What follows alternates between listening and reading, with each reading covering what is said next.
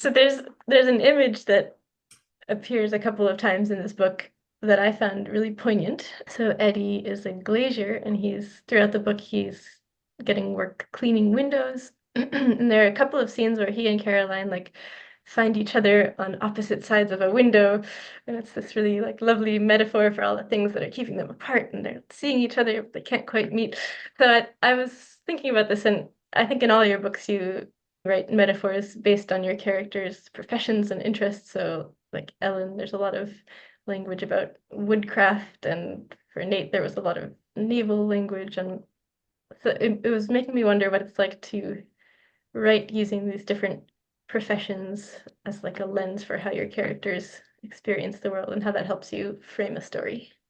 Yeah. I don't feel that metaphor or metaphoric imagery comes naturally to me. So it's part of the way that I'm supporting myself is by like, okay, what do they do? How is that going to inform the way they see the world? I can use Hmm. that. So when I was reviewing what could Eddie be, I decided to make him a glazier because it had a lot of window metaphors and I could Nice. Uh-huh. understand that better than like Yeah. if he was like a goldsmith or something. Hmm. So I think part of it is just when you're developing a character or developing a world through a character's eyes, there's the lexicon of what words would they be using, how would they be understanding the world. So it's part of character building. It also helps me inform. So like when I was writing scenes here, if I was reaching like where is a metaphor, I do start going, okay, well, not any metaphor. Is there a window metaphor or a glass metaphor I can use here? Nice. And that starts by, okay, I want him to be a glazier. I'm going to research what is a glazier? What did they do? And what would they be seeing? How would they be doing it? I'm not a very crafty person, so I do feel a little bit of imposter syndrome about it. But the carpentry, you were very helpful because you are a crafty person. So I know when Oliver and Samantha had their carpentry tool, you were like, well, like, how about this instead? You definitely helped. But yeah, I so I do a lot of research to try to find out what would their tools be, what would their language be, what would the parameters of their job be, and then I try to use that to inform how they talk about the world and how they Mhm. see the world. Glazier is interesting because they were actually called plumber and glaziers, Hmm.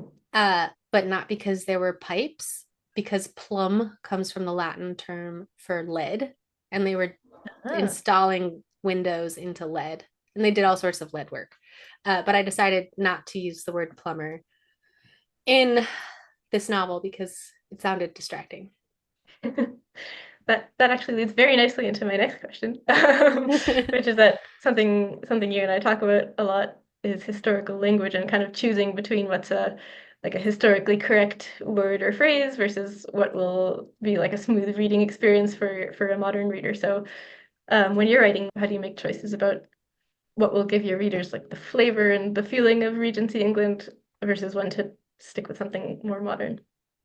Yeah, I'm not trying to write imitation Jane Austen where you pick it up and you're like, this was clearly written in the 19th century. But I do try to use, again, words that would be in the character's lexicon. So that's kind of like my logic that I apply to it. A great example is something that I just got from you for a copy edit where Mrs. Chow wipes her fingers on the tablecloth. And you were like, that sounds like not something she would do because she's very fastidious. But in Regency England, they used the tablecloth as napkins. They didn't have separate Uh-huh. napkins. There you go. But ultimately, I decided it's distracting to the reader. The scene is about something completely different. And I was just trying to show that she was being fastidious. And so I decided to just say she wiped her fingers, and the reader can fill in the blanks with Hmm. however they think she wiped her fingers. So I do try to think about like, rather than be a stickler for this is how it happened historically, stay historically accurate while making it easy for the modern reader to just go along. Yeah. It's a hard thing to do because like the research is really fun. I think and like when you kind of have you have a word, it's really hard Yes. to be like, well, okay, I like this, but is it really going to be helpful? There's words like nice is a word that I know is used one way in Jane Austen books, in fact, to mean fastidious, but your average reader is just going to read the word nice and understand it the way that we understand it today, and like, sometimes my first editing instinct is to say, oh, do you really want to use the word nice? And then it's like, that's not going to distract people, you know, Yeah. that's not worth